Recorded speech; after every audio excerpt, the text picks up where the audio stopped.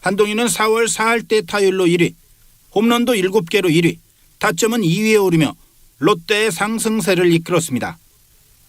여자 축구 국가대표 지소연이 첼시에서의 마지막 시즌 여자 슈퍼리그 우승을 차지했습니다. 첼시는 맨체스터 유나이티드를 4대2로 꺾고 우승했습니다. 지소연은 후반 교체 투입돼 승리에 기여했습니다. 지소연은 2014년 첼시에 입단해 68골을 넣는 등 에이스로 활약했습니다. 첼시와의 8년 동행을 마무리하는 지소연은 한국에서 뛸 계획입니다. KBS 뉴스 정충입니다. 오늘은 전국에 가끔 구름이 많이 끼겠습니다. 내일은 전국이 낮부터 차차 흐려지겠고 제주도에는 내일 밤부터 모레 새벽까지 빗방울이 떨어지겠습니다. 내일 아침 기온은 서울 13도 등 전국이 6도에서 14도로 오늘과 비슷하거나 조금 높겠습니다. 내일 낮 기온은 서울 24도 등 전국이 17도에서 26도로 오늘과 비슷하거나 조금 낮겠습니다. KBS 라디오 저녁종합뉴스 아나운서 태희경, 남현종이었습니다.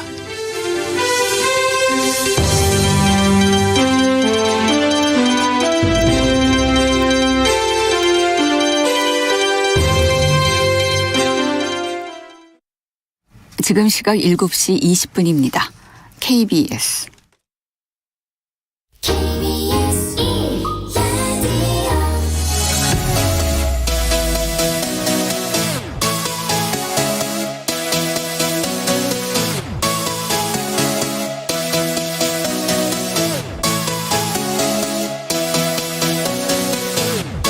KBS 열린 토론.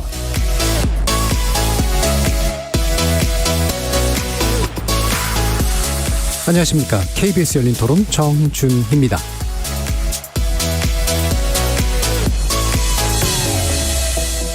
KBS 열린 토론, 오늘은 정치의 재구성으로 여러분을 만납니다. 새 정부 출범이 이제 하루 앞으로 다가왔습니다. 오늘 문재인 대통령은 마지막 연설을 통해 그간의 소회와 새 정부에 대한 당부의 말을 남겼고요.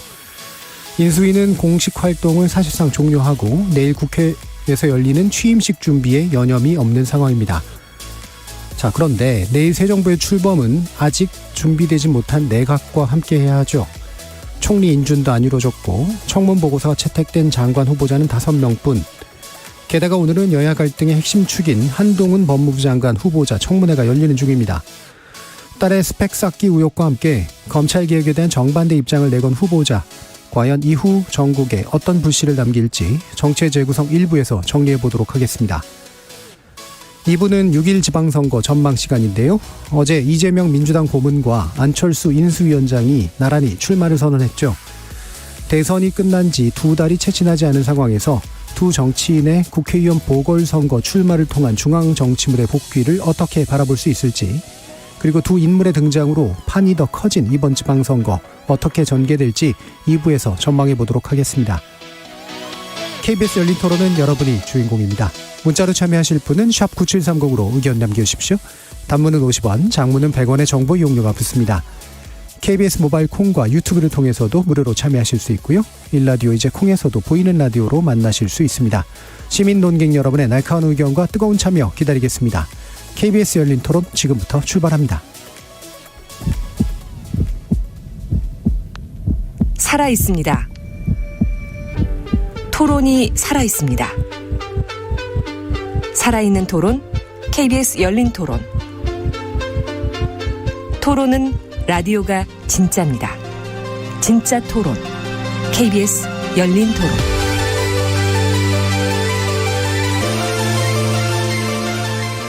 정치를 보는 색다른 시선, 정치의 재구성함, 함께해 주실 네 분의 논객 소개하겠습니다. 먼저 하헌기 전 더불어민주당 상근부대변인 나와주셨습니다. 예, 안녕하세요. 더불어민주당 하헌기입니다.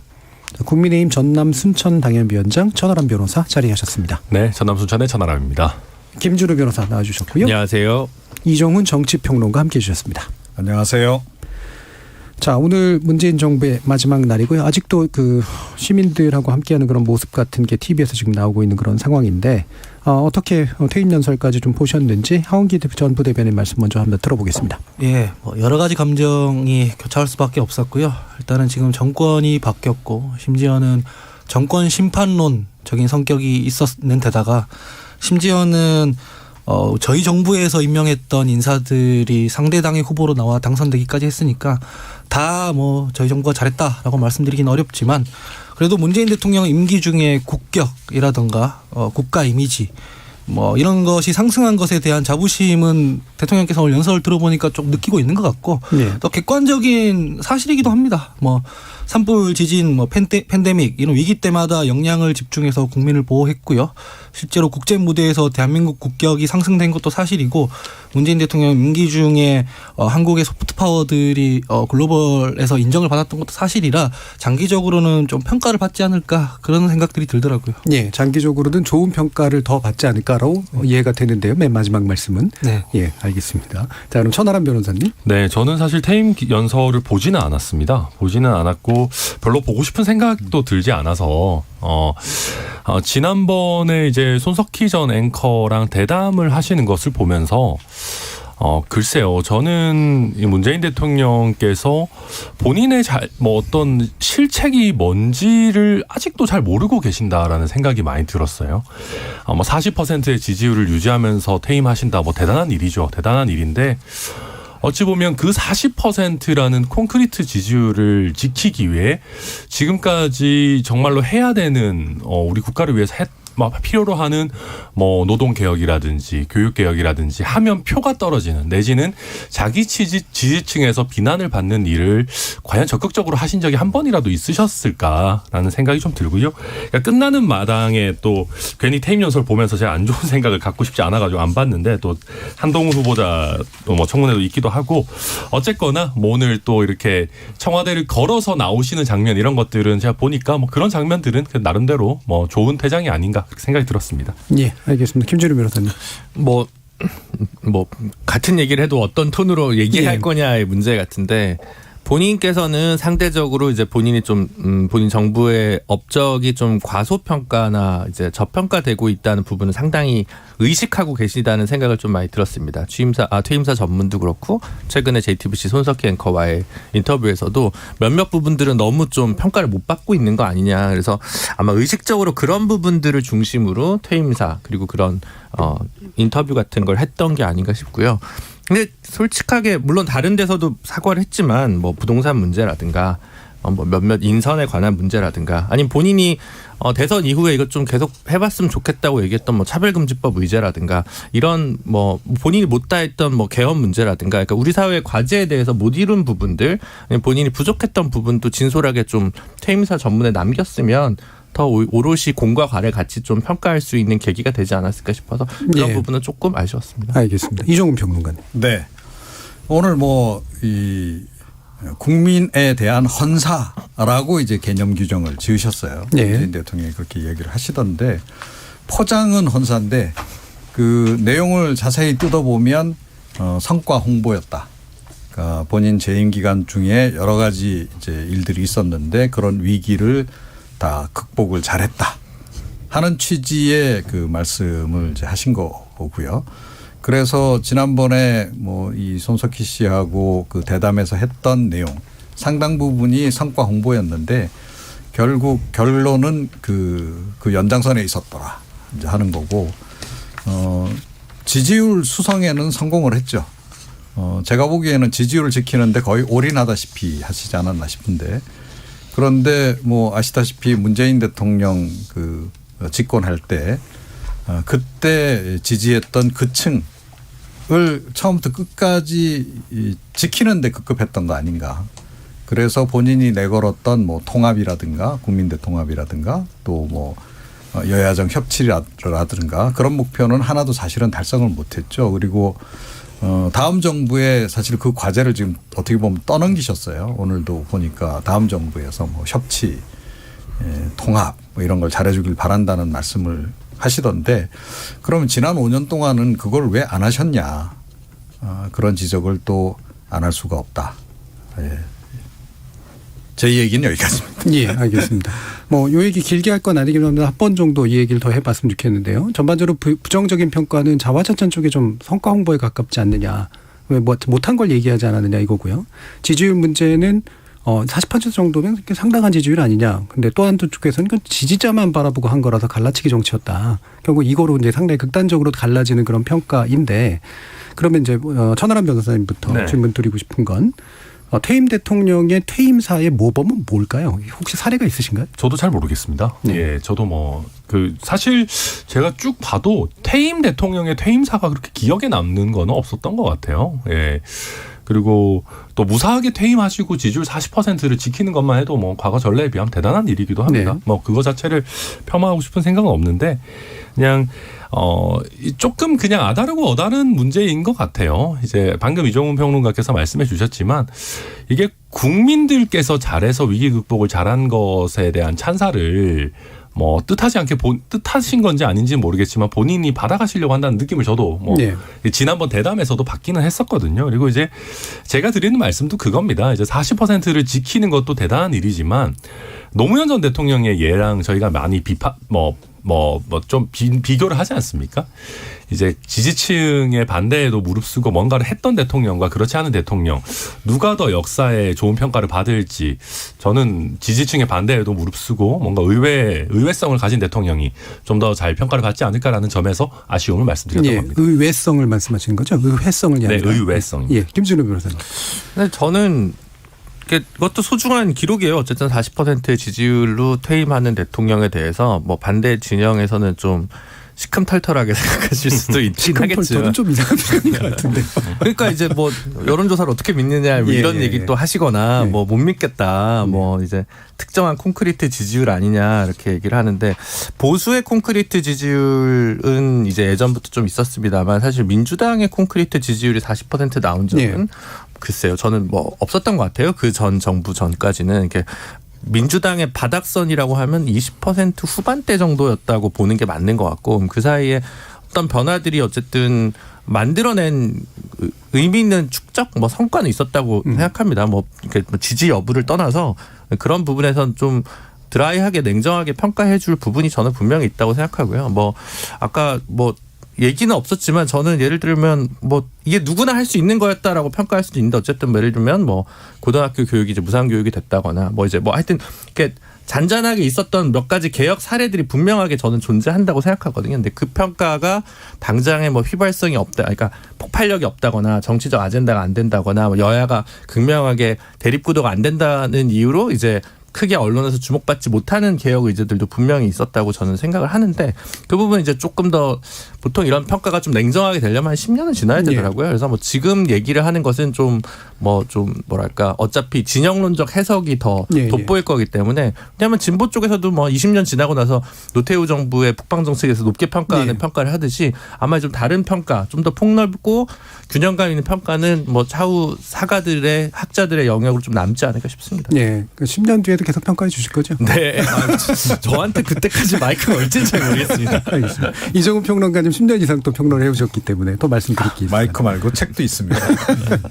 말씀 주시죠. 예.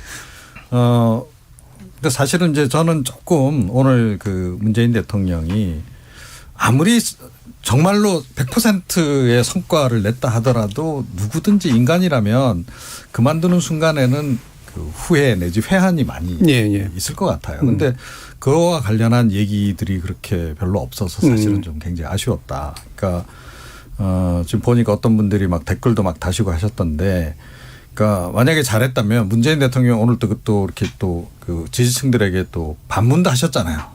성공한 대통령 맞냐? 이렇게 반문도 하시고 예라고 또 화답도 하고 지지층들이 그랬는데 정말 성공했다면 이번에 정권 교체가 됐겠는가 그런 얘기를 어떤 분이 쓰셨더라고요. 그런데 사실 그 냉정하게 보면 그러니까 정책의 실패, 특히 진보 지지층이 보기에도 실패한 것들이 꽤 있잖아요. 대표적으로 부동산으로 인한 양극화 심화라든가 또 사실은 부의 재분배 굉장히 역점을 두고 했지만 결과적으로는 지금 부의 양극화가 더 심해진 게 현실 아닙니까? 그럼 이제 그런 부분에 대해서 참 노력을 했는데 제 뜻과는 다르게 참 이게 진행이 됐다라든가 만약에 노무현 전 대통령이었다면 뭐라고 얘기를 했을까. 네. 제가 오늘 그 생각을 많이 하게 되더라고요. 네. 문재인 대통령의 그 모습을 보면서 청와대를 떠나고 하는 그런 모습을 보면서 그랬는데 아마 노무현 전 대통령이었다면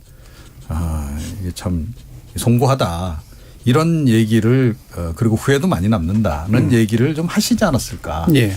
그랬다면 훨씬 더 좀 뭐 인간적으로 좀 공감도 가고 좀 그랬을 텐데 좀 마지막 떠나시는 모습에서 그렇게 공감을 이끌어내는 데는 별로 성공하지 못하신 거 아닌가 그렇게 생각합니다. 예. 공교롭게도 이제 그 비교 준거로 노무현 대통령을 두 분이 또 언급을 해주셨는데 이상하게 보수계열 대통령에 대한 언급은 없는 것도 좀 신기하기도 한데. 네, 저는 뭐 옹호를 좀 해드리고 싶은 게 이게 정쟁의 틀에서 보면은 이제 비판할 여지가 많죠. 비판할 여지가 많고 아까 국민통합 같은 부분에서도 아쉬운 부분이 많은데 우리가 2년 동안 팬데믹 국면을 거치면서 서구 사회 혹은 선진국 막론하고 그냥 다 초토화가 났었거든요. 이 상황에서 평가해 줄 것은 또 평가를 하고 그렇게 해야 되는 문제가 있는데 이런 것들에 대해서는 정쟁이 아니라 국제사회에서 인정받는 거지 않겠습니까?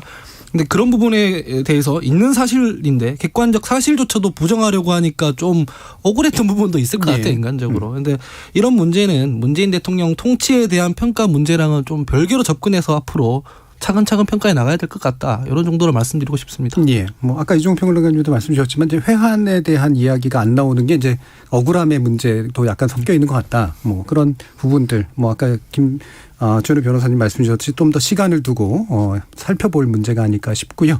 자, 이제 새 정부 이야기로 좀 넘어가겠습니다. 내각 구성이 참 여의치 않은 상황인데요. 뭐 사실은 새 정부도 어느 정도는 하지만 윤석열 당선자도 어느 정도는 예상하고 간 부분일 거라는 생각은 들긴 하는데 기본적으로 지금 현재 조건 어떻게 보시는지 이종훈 평론가님 말씀도 좀 듣죠. 네. 아마 애초부터 별로 기대를 안 했을 겁니다. 그리고 환경 자체가 그러니까 지금 더불어민주당이 뭐 밀월기이기 때문에 협조를 해주고 이럴 지금 상황이 아니라는 거죠. 예. 곧바로 지금 뭐 대선 끝나자마자 지방선거 있고 어찌됐건 지방선거에서 좀 의미 있는 승리를 이끌어내고 싶은 마음이 지금 굉장히 강하지 않겠습니까? 당연히 그렇기 때문에 그런데다가 또 문재인 대통령이 또 역대급 기록을 남겨놓으셨단 말이에요. 그러니까 임명 강행 사례가 무려 34회나 된단 말입니다.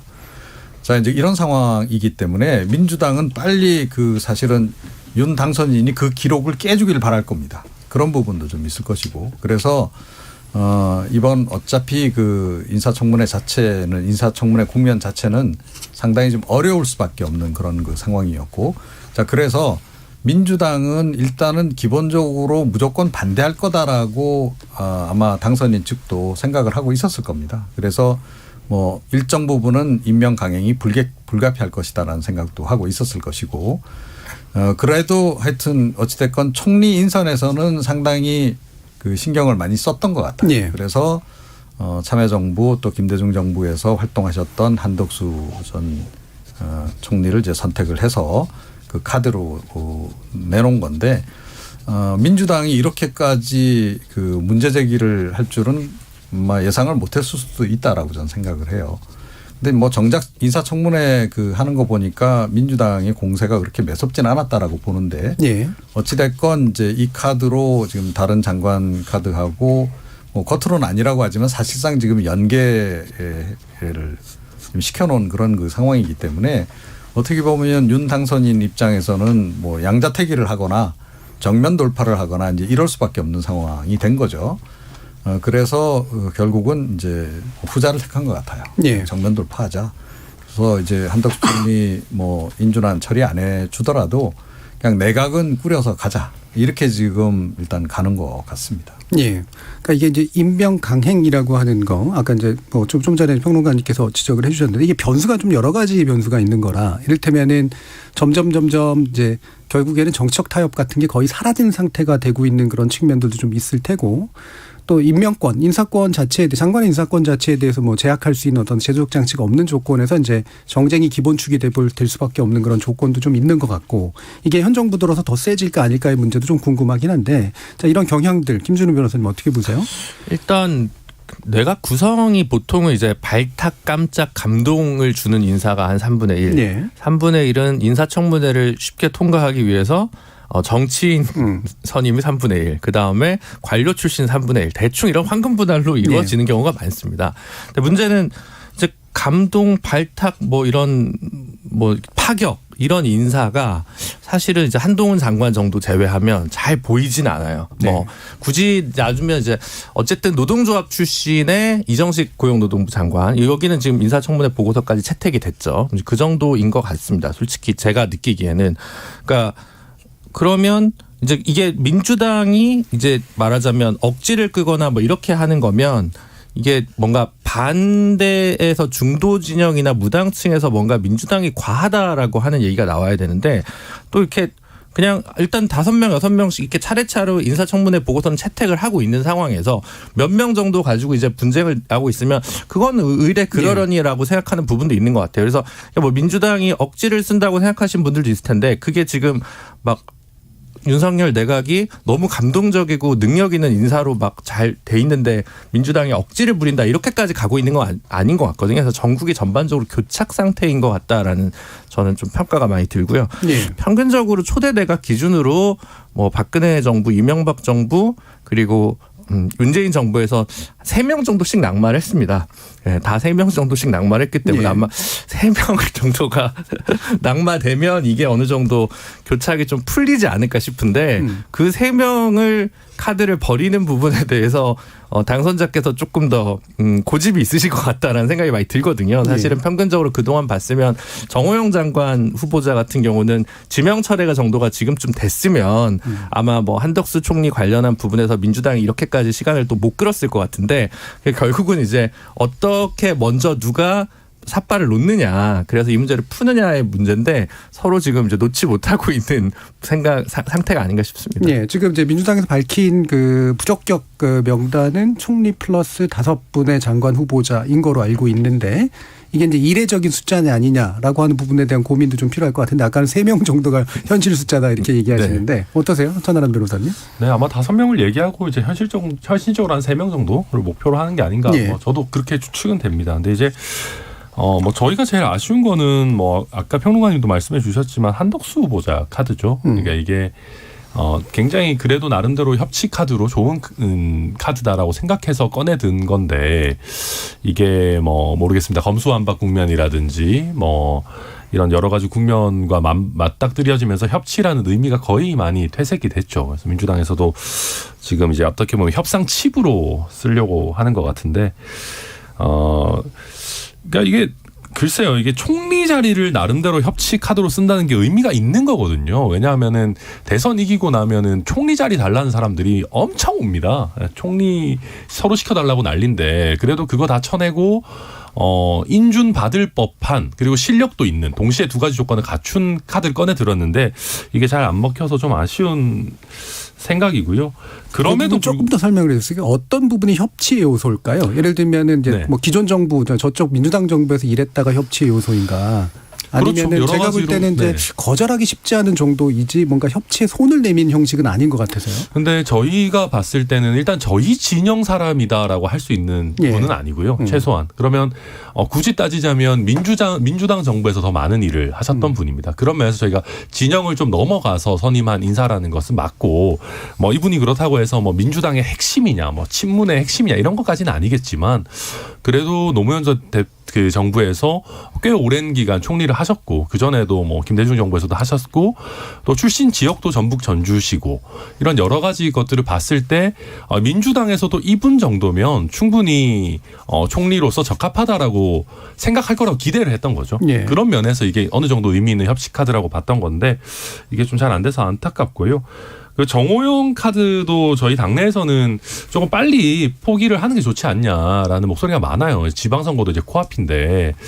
근데 이게 문제가 이게 모르겠습니다. 민주당의 큰 전략인지 모르겠습니다만은 정호영 후보자 청문회에서도 뭐가 잘 안 나왔거든요.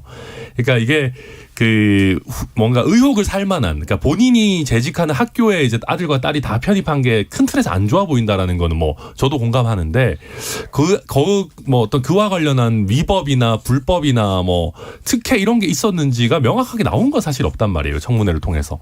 그러다 보니까 이게 참 애매한 상황으로 빠져들고 있기는 하다. 다만 당에서는 조금 빠른 결단을 원하고 있는 것 같다 정도로 말씀드리겠습니다. 예, 하원기 부대변인.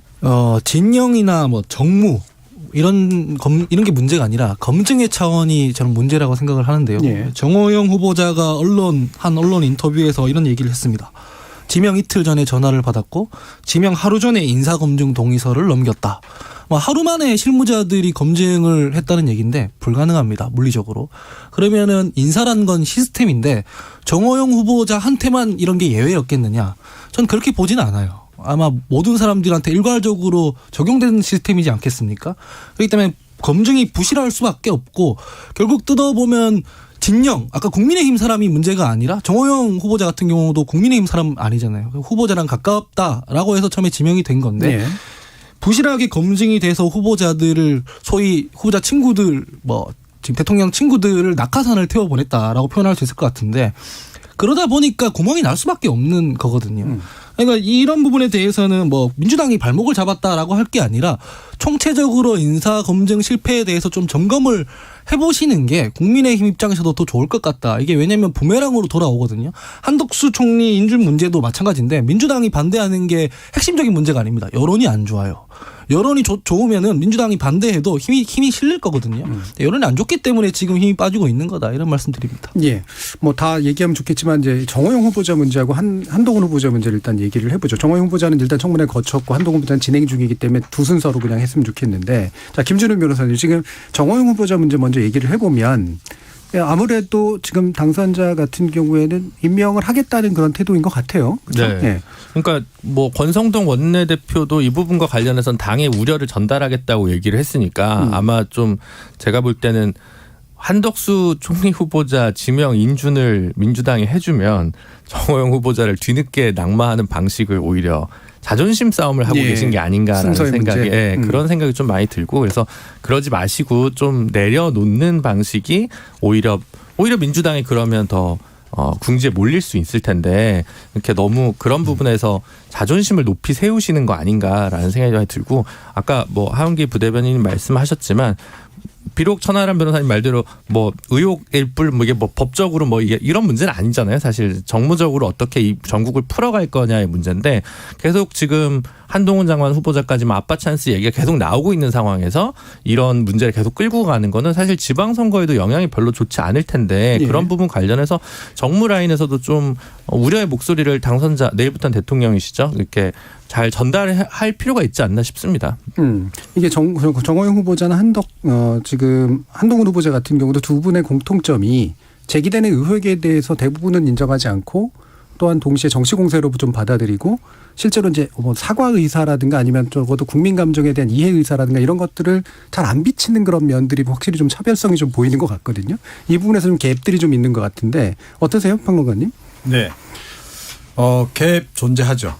이건 당선인 자체가 이 법조인 출신이다 보니 역시 법 중심으로 많이 생각한다. 이런 생각이 좀 제가 많이 들어요. 그러니까 처음에 나왔을 정호영 그 후보자 같은 경우는 처음에 논란이 막 됐을 때 그때 이제 나온 당선인 반응이 이제 결국 그거 아닙니까? 따지고 보면 불법 행위는 없지 않았습니까? 이거 아니에요. 그죠? 불법은 없었다. 이게 이제 기본적으로 인식이 딱 박혀 있는 것 같아요. 그런데 그동안에 낙마하신 분들이 예전 정부에서도 말 한 번 잘못하셔가지고 낙마하신 분도 있고 이건 사실은 법적인 잣대를 적용해서 될 문제는 아니거든요. 지금 정호영 후보 같은 경우도 좀 마찬가지인 거죠. 이제 그런 거고.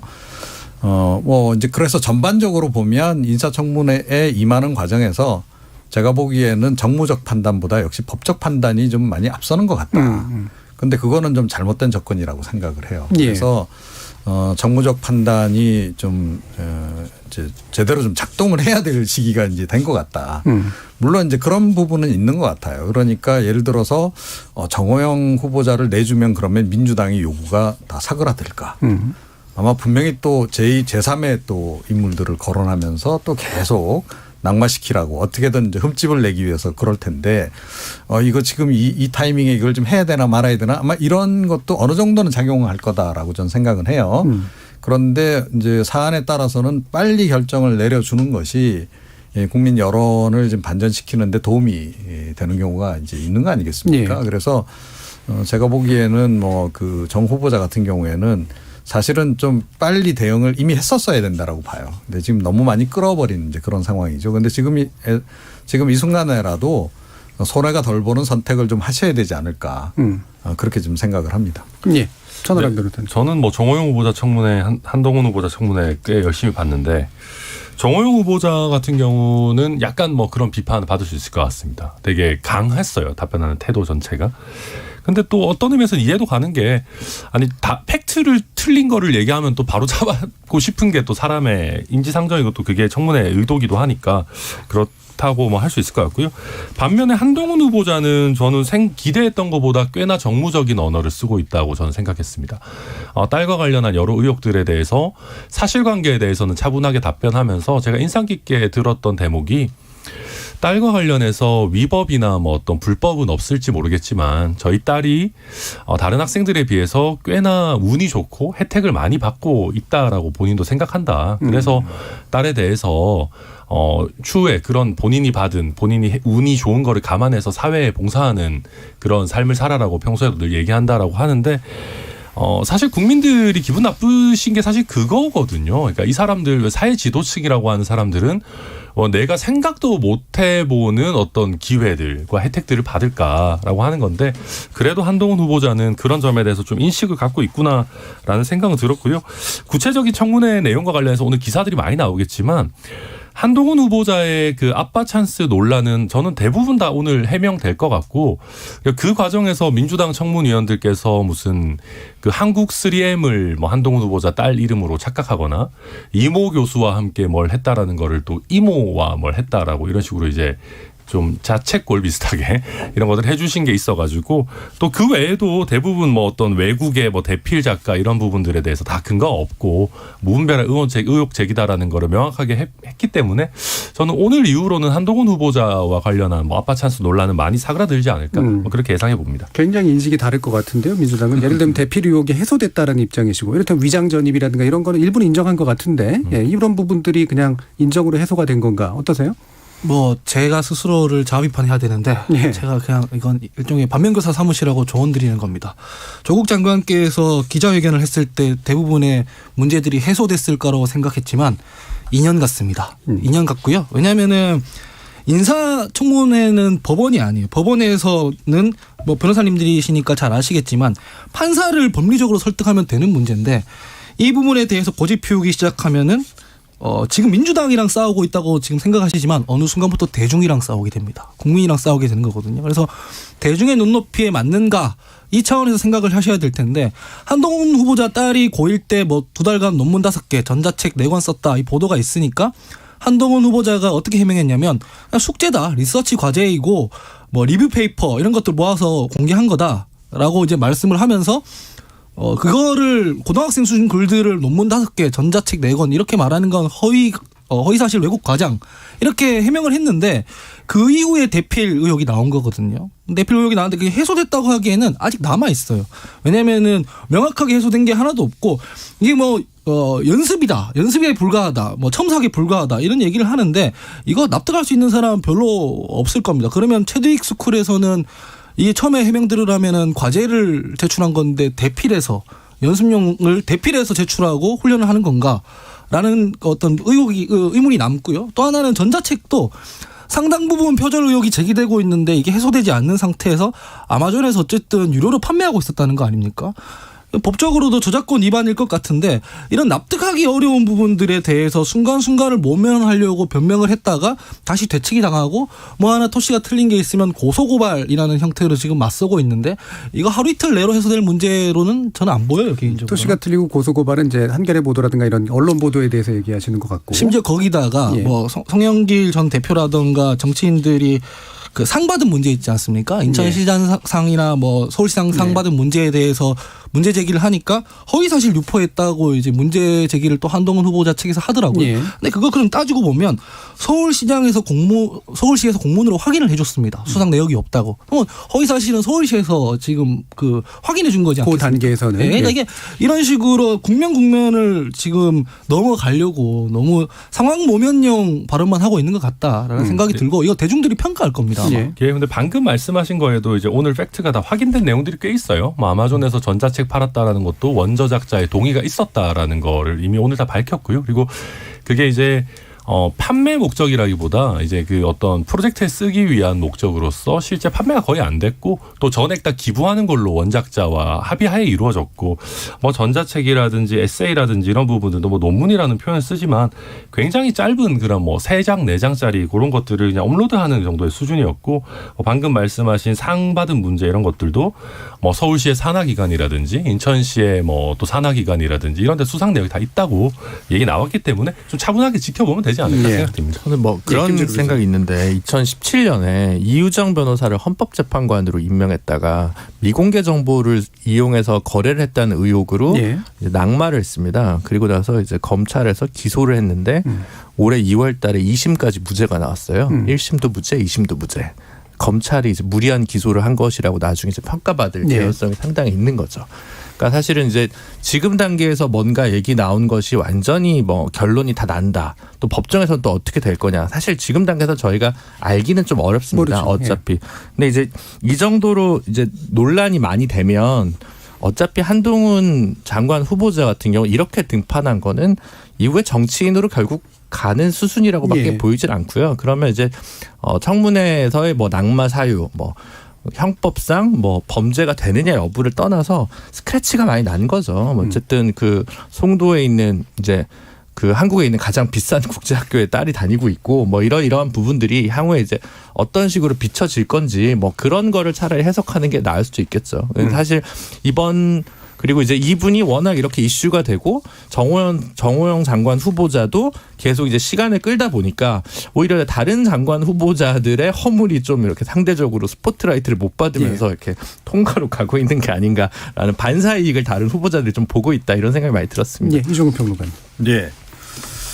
저는 오늘 보면서 민주당이 왜 이 인사청문회를 그 비토를 하려고 그랬는지 좀 이해가 되더라고요. 그러니까 공격이 별로 매섭지를 못했다. 이 경우에도. 그리고 뭐 결정적인 스모킹 건도 없었고 뭐 조금 전에 말씀하신 이제 뭐 의원들의 민주당 의원들의 뭐 말실수 정도는 뭐 그냥 애교 차원으로 넘어간다 하더라도 그러니까 뭐 그거보다는 오히려 지금 한동훈 후보자 같은 경우에는 해명할 기회를 더 많이 만들어준 게 아닌가 그런 생각이 좀 들어요. 그러니까 물론 논란의 여지는 앞으로도 계속 있겠죠. 있을 텐데 가장 결정적으로 오늘 나왔어야 되는 게 뭐냐 하면 한동훈 후보자가 그러면 그 자녀의 그 스펙 쌓기와 관련해서 무슨 역할을 했냐는 거예요.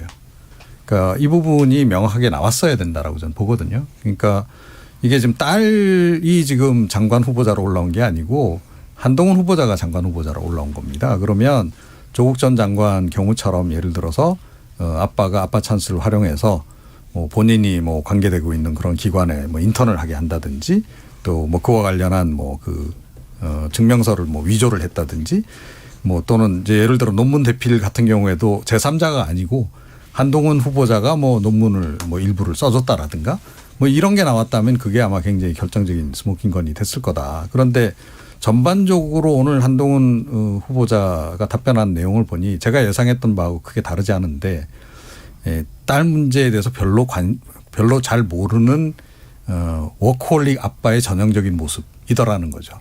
이제 그런 그 부분에서 국민들은 아마 그런 관점에서 이제 볼 거다라고 생각을 해요. 그래서 별로 그렇게 그 오늘 같은 경우에도 민주당이 한동훈 후보자 그 인사청문회에서 벼르고 벼른 만큼 소득을 못 거둔 게 아닌가 그렇게 생각을 합니다. 예, 뭐 그 실체적인 진실은 뭐 아까 이제 김준우 변호사 말씀처럼 좀 더 시간이 지나봐야 알게 될지 모르겠지만 알게 될지 잘 모르겠어요. 왜냐하면 실제로 아까 이제 하은기 부대변인 말씀 주신 거 2년 이상 간 거는 수사와 그 기소 과정이 계속해서 집어넣어준 정보들이 있잖아요. 계속해서 만들어준 담론이 있고 이렇게 될 것 같지는 않거든요.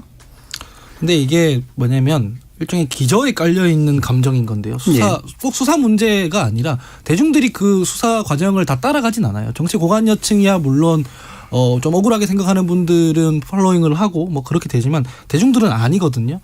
그러니까 이분이 어쨌든 윤석열 당선인이랑 그 한동훈 후보자 같은 경우에는 조국 사태 이후에 공정과 상식을 내걸었는데 그러면 지금 이 문제에 있어서 10대 20대들이 조국 사태 당시에 느꼈던 그 박탈감이 이 건에서는 안 올 거라고 본다는 얘기잖아요. 그러니까 뭐 아까 전에 평론가님 말씀하셨다시피 보니까 딸 문제에 대해서 아빠가 별로 관심이 없었다라고 이렇게 얘기해도 그렇게 안 받아들일 거라는 거예요. 대중들이 1, 2년 동안 계속 갈 거라는 거예요. 그래서 왜 저희 정부를 가열차게 비판을 했던 진중권 교수 같은 경우에도 그러잖아요. 정권의 정통성 자체를 흔든다라는 얘기가 그런 거예요. 내로남불 프레임에 휩싸이는 거거든요. 이게 조국 장관이랑 비교를 해서 조국 장관보다 덜하지 않느냐 이런 걸로 해소되는 문제가 아니라는 얘기죠.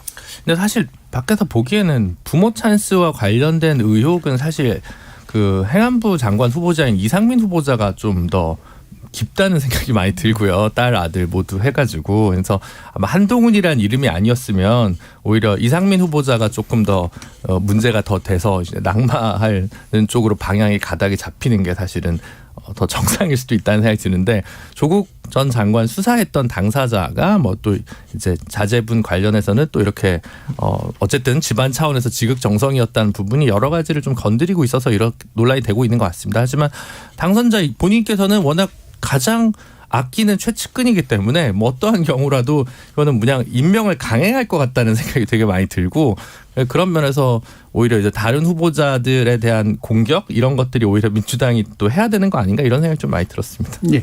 그러니까 뭐 저는 뭐 황교익 씨였나요? 누가 왜 조국 사태 때 그 분노했던 2030이 한동훈 자녀에게는 분노하지 않느냐. 뭐 아마 박지원 비대위원장도 비슷한 얘기 하신 것 같은데.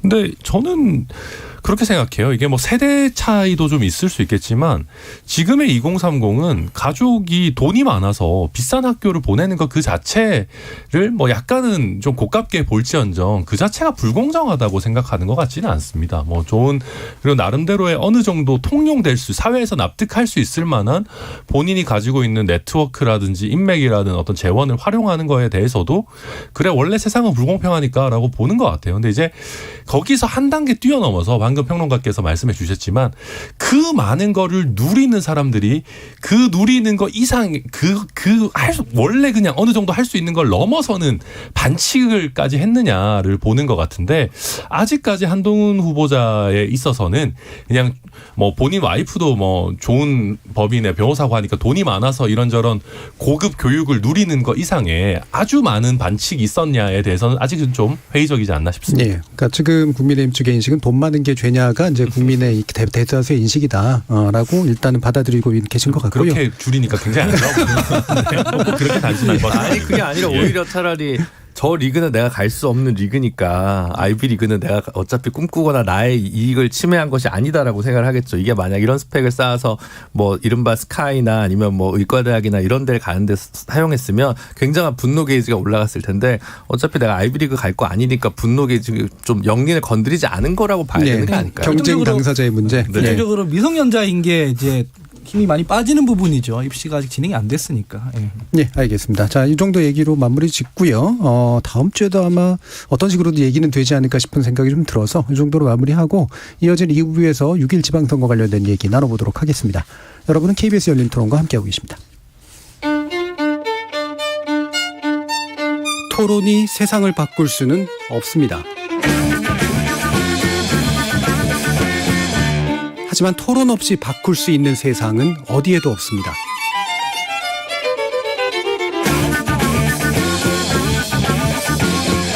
세상의 선한 변화를 갈망하는 당신.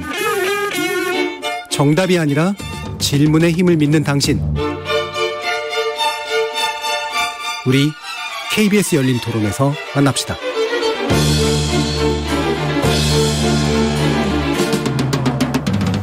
KBS 열린 토론 월요일 코너 정치의 재구성, 이종훈 정치평론가, 김준우 변호사, 천하람 변호사, 하원기 전 더불어민주당 상근부대변인 이렇게 네 분과 함께하고 있습니다. 자, 지방선거 얘기인데요. 이게 판이 커졌다고 봐야 될지는 모르겠습니다만 적어도 이제 그 대선의 연장이 된 것만은 상당 부분 분명해 보이죠. 그래서 이 사람 두 큰 인물의 이제 출마를 어떻게 보시는지 일단 천하람 변호사님부터 말씀 주시죠. 네.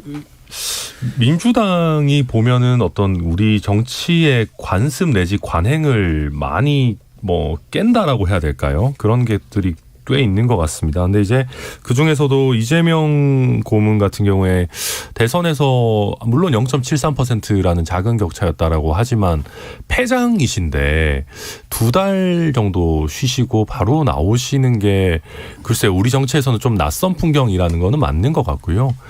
저는 이게 이제 저는 반대로 이재명 고문께서 민주당에서의 영향력이 그만큼 공고하지 않은 것 아닌가 해서 좀 걱정이 많이 되시는 거 아닌가라고 읽었어요. 예. 그러니까 대중적인 인주도는 넘사벽 수준이기 때문에 사실 한 1, 2년 정도 쉬셔도 잊혀질 걱정, 정치인의 가장 큰 걱정이죠. 잊혀질 걱정 안 하셔도 될 정도 수준입니다. 그런데 왜 이렇게 급하게 나오실까라는 걸 저도 곰곰이 생각해 봤는데 저는 송영길 대표, 그러니까 송영길 후보죠 이제의 그 전략공관위에서의 컷오프 이런 사건들을 좀 보면서 이재명 고문의 민주당 내의 그립이 우리가 기대하는 것만큼 세지 않은 게 아닌가. 그래서 본인이 예를 들면 뭐 1년 남짓을 쉬게 되면 민주당 내의 헤게모니가 어디로 흘러갈지 장담하지 못하겠다라는 그런 불안감이 좀 조기 등판을 만들어낸 거 아닌가라고 저는 읽고 있습니다. 안철수 후보는. 안철수 후보요? 거기는 뭐 하실 게 없잖아요. 그러니까 뭐 거기는 이제 뭐 인수위원장 끝났습니까? 예, 인수위원장 하셨고 뭐 총리도 안 하신다고 그러시고 뭐 해외도 갔다 올 만큼 다 갔다 오셨어요. 그래서 뭐 더 뭐 할 것도 없고 그러니까 차기 당권을 노린다면 안철수 위원장은 이재명 후보랑은 좀 다르게 잊혀질 위험도 있거든요. 예. 국민의힘 같은 경우는 차기 대선 주자도 꽤 많은 편이기 때문에. 그래서 당내에서 당권을 노린다면 뭐 원내로 들어오는 건 합리적인 선택이니까 뭐 저는 뭐 안철수 위원장은 충분히 그럴 수 있다 이렇게 보고 있습니다. 안철수 위원장은 근데 계속 끌려 나오는 듯한 모양새를 연출했잖아요. 약간 그랬죠. 저도 네. 좀 아쉬웠어요. 네. 좀 빨리 지르고 이재명 고문 나랑 붙자 이렇게 했었으면 좀 더 이렇게 선명하게 각이 살았을 텐데 그래도 안철수 위원장 기준으로면 이 정도는 빠른 결단이다. 네, 저는 그렇게 생각합니다. 알겠습니다. 자, 그럼 하 대변님, 예, 방금 이제 얘기도 주셨으니까 좀 뭐 정치 평론의 차원으로 치면은 너무 이렇게 빨리 나올 필요가 없었을 거라고 저도 생각했을 것 같은데 정당인으로서 예. 지금 양당 공이 이번 전국 선거에 한해서 손실을 최소화하고 가장 많이 얻을 수 있는 방향으로 전략을 잡은 것이라고 본다 이렇게 봅니다. 왜냐면은 그 두 정치적 자산이잖아요. 안철수 위원장도 마찬가지고 이재명 후보도 마찬가지인데 웬만하면 출마하는 지역에 고립시키지 않고 전국 선거를 지휘해서 이 에너지를 좀 끌고 가보자라는 계산이 있는 것 같아요. 예. 이를테면은 정치적 명분이 더 있다고 판단을 많은 분들이 하시는 분당갑에 출마하면 그 지역에 고립될 수가 있잖아요. 예. 그래서 그렇게 하지 말고 지금 총괄선대위원장직도 동시에 맡게 해서 전국 선거를 조금 붐업을 시켜보자. 왜냐하면 민주당이 지금 어려운 상황이니까 지금 당연히 이재명 후보 개인 입장에서는 너무 빨리 나와서 이 에너지를 고갈시키는 것, 자산을 빨리 소모하는 것이 옳으냐 그르냐 이런 갑론을박이 많았지만 예. 그럼에도 불구하고 가만히 있으면 안 된다라는 당내 요청이 많아서 나온 것 같다 이렇게 봅니다. 예. 자, 그러면 지금 이제 이 두 분의 정치적인 어떤 생명의 문제하고 당의 또 이제 어떤 운명의 문제하고가 결합되어 있는 것 같은데 두 가지 이제 있죠. 일단 출마한 지역구에서는 당선이 돼야지 되는 거고 그다음에 당 전반의 지방선거 결과가 또 좋아야지 되는 거잖아요. 어느 정도 특히나 두 번째 선이 어느 정도까지 그어질지 궁금하기도 한데 이종훈 평론가는 좀 말씀 주시죠. 네.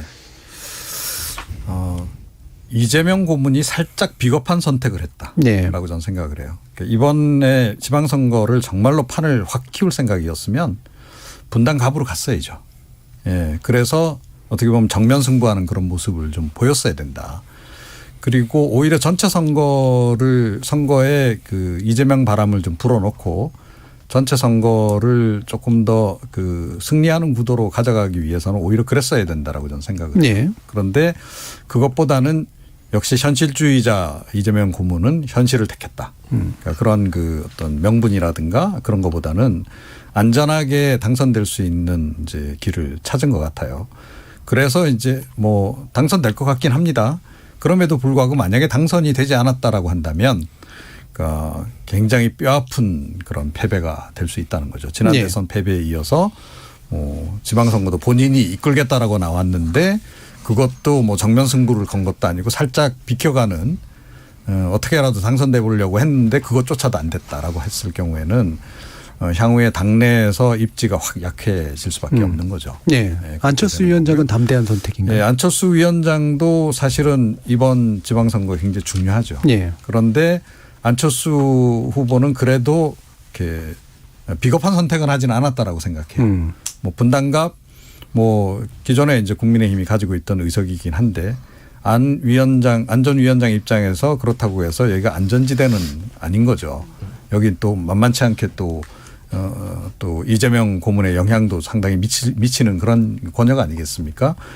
자, 이제 그래서 이제 당선이 된다면 뭐 안 위원장이 생각하는 그런 그 향후의 구도가 이제 상당히 가능해질 것 같아요. 당대표에 도전하고 당대표에 당선이 되고 이런 것이 조금 더 가시권하에 들어올 것이다. 그런데 만약에 여기서 패한다라고 했을 때는 뭐 당연히 조금 전에 말씀하셨듯이 기존의 당내의 조직 기반도 없는 그런 상태에서 패배까지 한다라고 한다면 상당히 정치적인 타격이 클 것이다. 그러니까 그야말로 약간 좀 잊혀진 존재로 갈 가능성이 높은 거죠. 할 게 많이 남지 않았으니까요. 네. 그렇죠?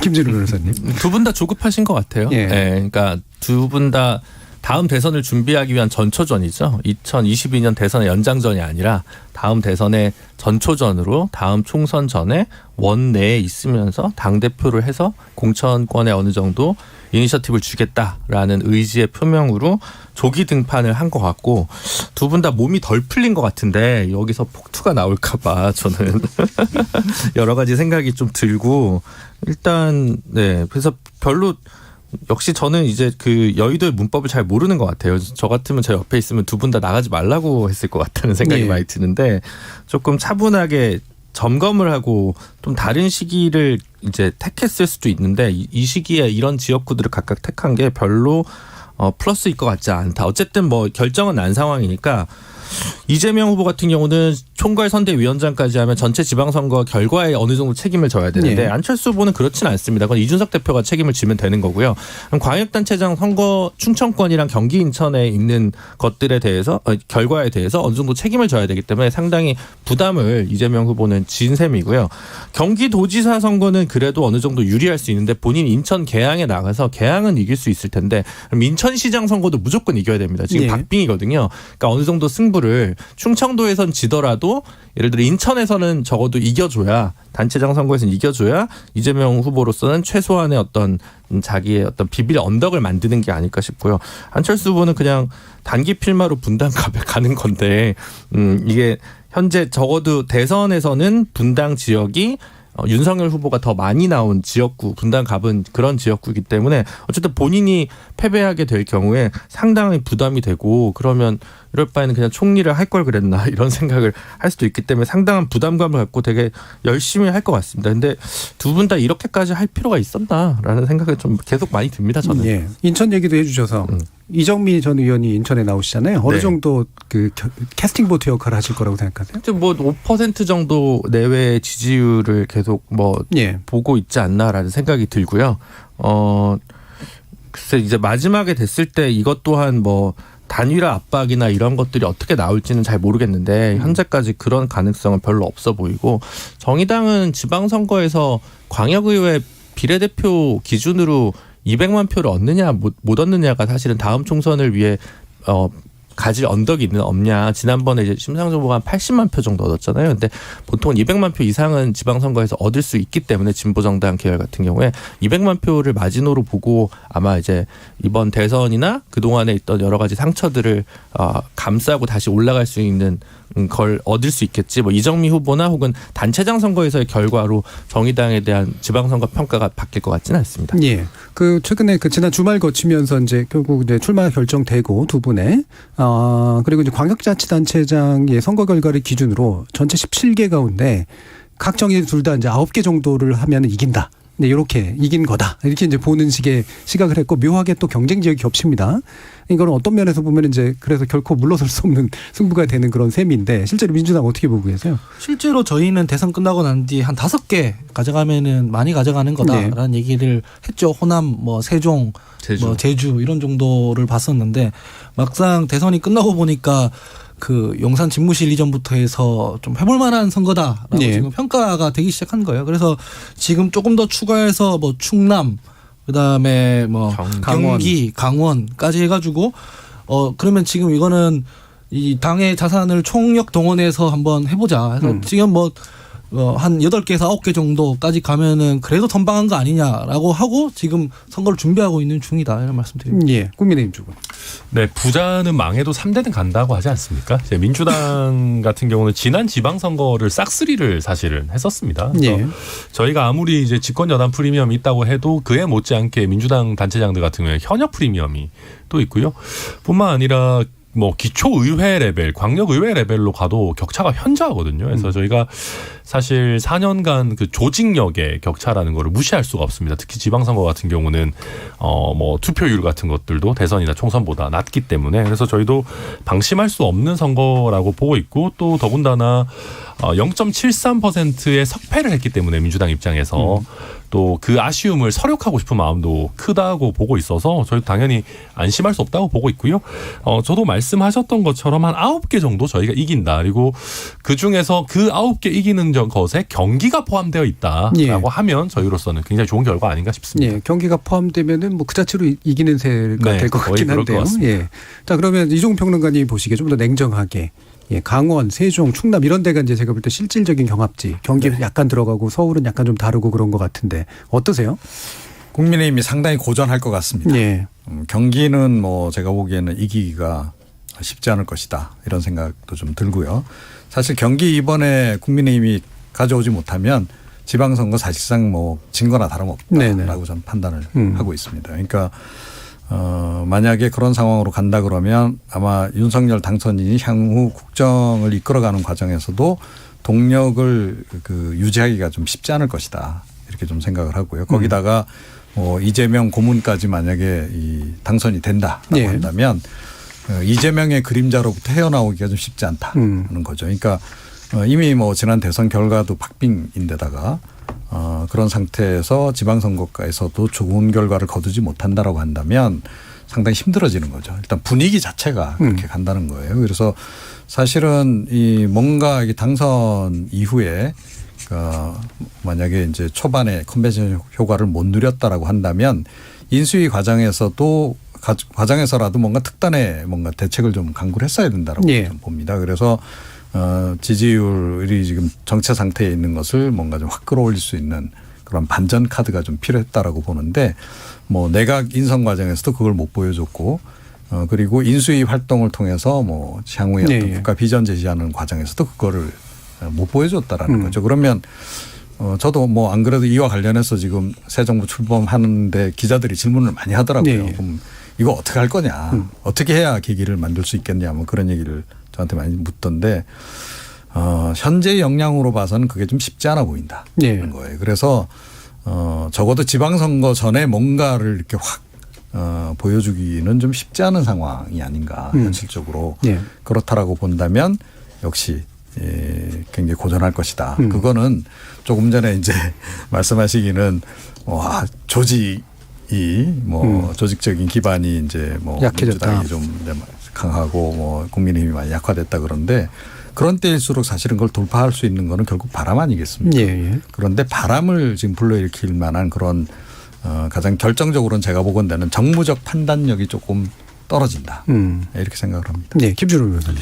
그러니까 이제 결국 이종훈 평론가님이 되게 아픈 얘기를 하신 건데 저는 경기도지사 공천에 당선자의 의중이 좀 실리면서 약간 패착이 된 것 같다는 생각이 많이 해요.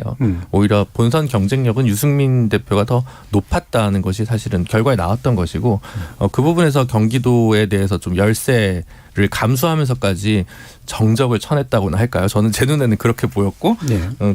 그럼에도 불구하고 물론 수리적으로는 9개 정도의 단체장을 국민의힘에서 가져갈 수 있다고 생각을 하신 것 같아요. 그래서 9대8이면 신승 아니냐. 어차피 0.7의 차이고 경기도는 원래 대선 때도 졌던 곳이기 때문에 서울만 계속 살수할 수 있다면 큰 상처가 안 날 것이다. 이런 판단을 하신 게 아닌가. 저는 오히려 그런 좀 예. 생각이 들었습니다. 뭐 다들 너무 경기도에 대해서 이제 저희 당 입장에서 비관적으로 말씀하셔서 제가 객관적으로 좀 말씀드리면 비관의 반대말이 객관은 아니고 예, 뭐 그래도 좀 긍정적으로 해석을 하면 예. 최근에 여론은 저희 경기지사 선거 그렇게 나쁘지 않습니다. 예. 이게 뭐 또 구체적인 수치를 얘기하면 막 줄줄 읊어야 되니까 그렇지만 뭐 엎치락 뒤치락 합니다만은 뭐 김은혜 후보가 굉장히 또 잘 나오는 뭐 것도 많고 그래가지고요. 많지는 않던데. 아닙니다.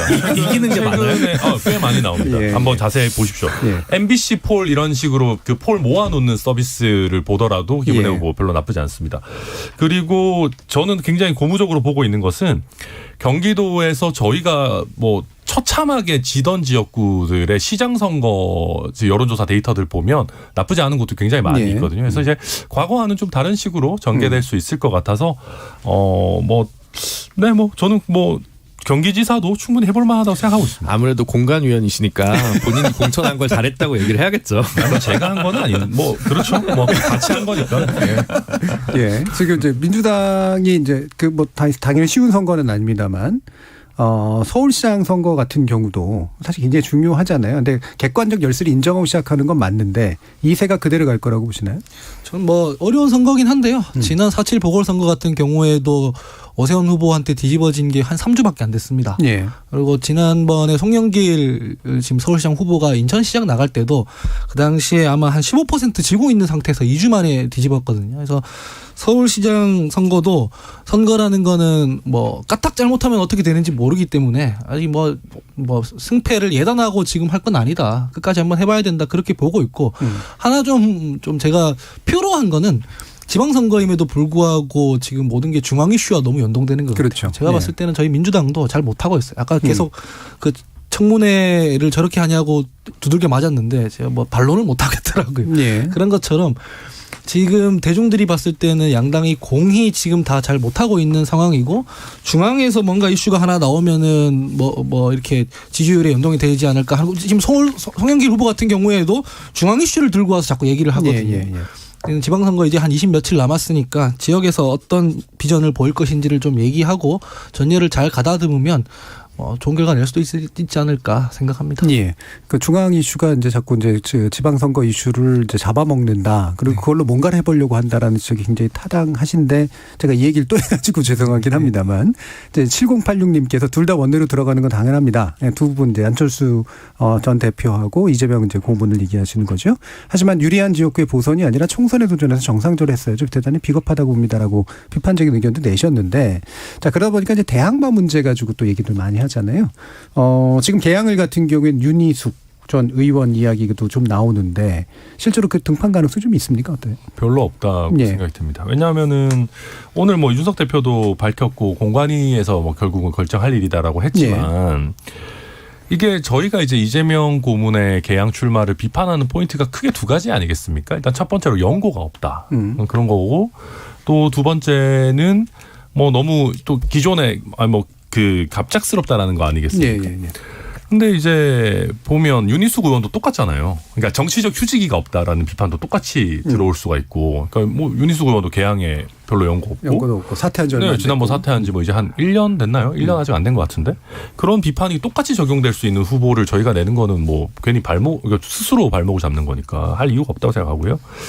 말씀하신 것처럼 그냥 중앙 이슈 가지고 싸우는 데는 좀 도움 될 수 있겠죠. 경제 정책 같은 거 가지고. 근데 그건 대선이 아니니까 저는 그런 형태의 자객 출마 이런 건 좀 의미 없다고 생각하고 제일 좋은 거는 개항에서 꾸준히 활동해 왔던 그 지역에 뿌리가 있는 좀 참신한 인물이면 제일 좋겠죠.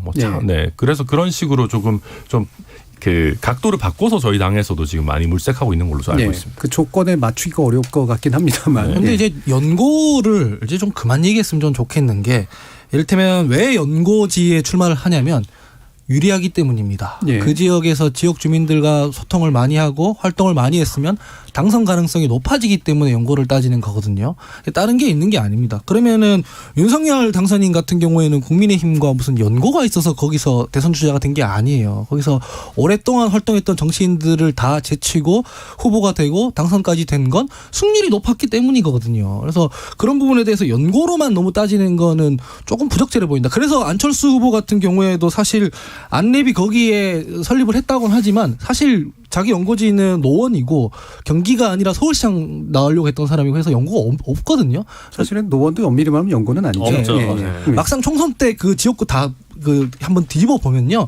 연고가 아니라 승률로 다 결정해요. 여론조사 관련해서. 그래서 그거 가지고 너무 명분을 따지는 것도 조금 궁색해 보인다는 생각이 듭니다. 그러니까 정당의 연고와 사실은 지역의 연고 좀 다른 의미가 있다고는 생각은 합니다만 윤 당선자 얘기를 하실 때는 그럼에도 불구하고 어쨌든 승률의 문제다. 사실 지역 대표성도 중요하지만 이제 결국 중앙 정치를 하는 그런 인물들이 들어가는 거긴 하니까요. 근데 자, 이 대항마론에 대해서 지금 개항을 하고 분당갑하고 어떻게 보세요, 김준일 의원?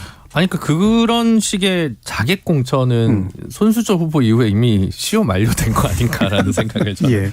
많이 해서 예. 그냥 순리대로 풀면 된다는 생각을 좀 하고요. 물론 대선 주자급이 연고와 상관없이 뭐 전략 공천 되는 부분은 우리 뭐 정가에서 이미 어느 정도 허용되고 있는 문법이기 때문에 그냥 뭐 다른 윤희숙 후보를 공천할 수도 있다고 봅니다. 예. 뭐 언제 뭐 천하람 후보가 지역 연고가 있어서 순천에 뭐 공천이 됐습니까? 그런 건 아니니까. 연고가 아예 없진 않습니다. 네. 거의 없어요. 대구 부산 쪽에 연고가 있거든요. 예. 원래. 그래서 뭐 처가하고 관련 있지 않으셨나요? 별로 없어요. 그래서 네, 뭐 그 상관없는데 이제 누가 굳이 거기에 나가겠다라고 하는 후보가 있을 거 그분이 경쟁력이 더 나오면 윤희숙 후보든 누구든 뭐 국민의힘에서 공천할 수 있는 거 아닌가 싶고 예. 다만 민주당은 이제 분당갑은 어차피 김병관 전 의원이 지난번에 김은혜 후보한테 좀 석패했기 때문에 예. 그분한테 다시 기회를 주는 게 민주당은 순리가 아닐까 싶습니다. 네. 어떠세요, 이종필 평론가님? 이 대항마론. 사실 이런 논평이 별로 필요가 없는 게요. 예. 각 정당은 결국은 승리 예.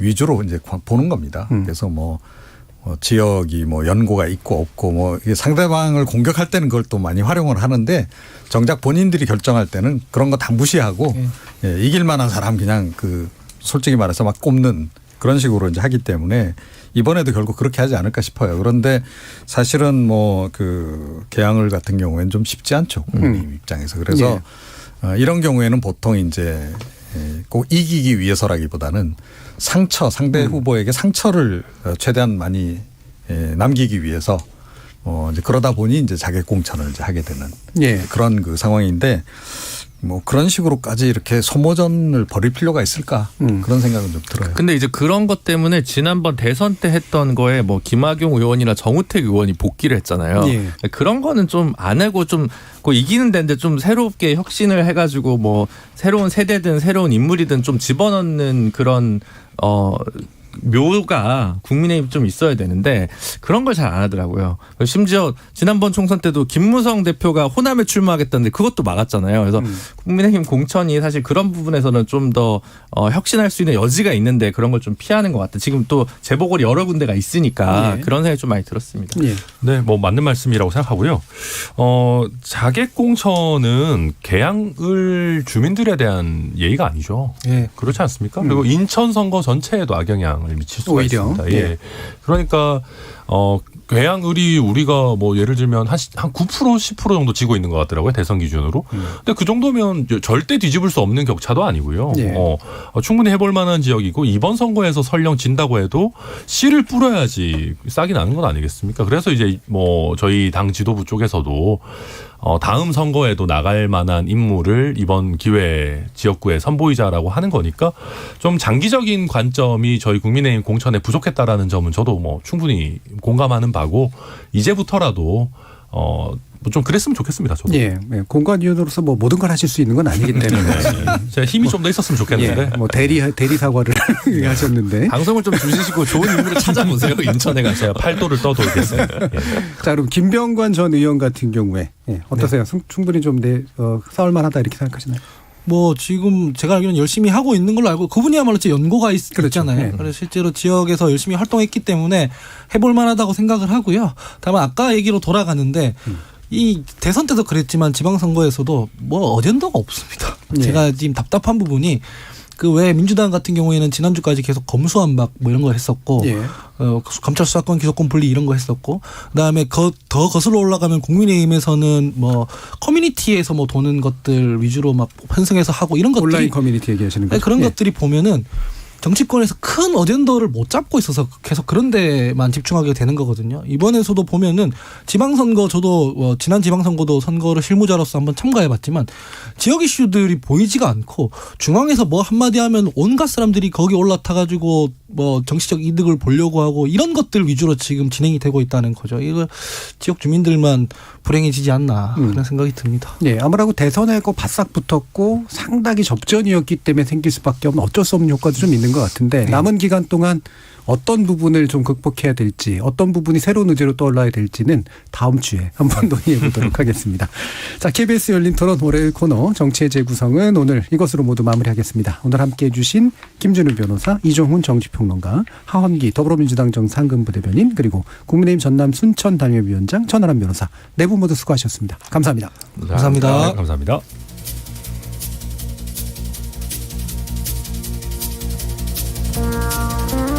이제는 좀 흔해진 말이긴 합니다만 역사는 반복된다. 한 번은 비극으로 또 한 번은 희극으로 라는 말이 있죠.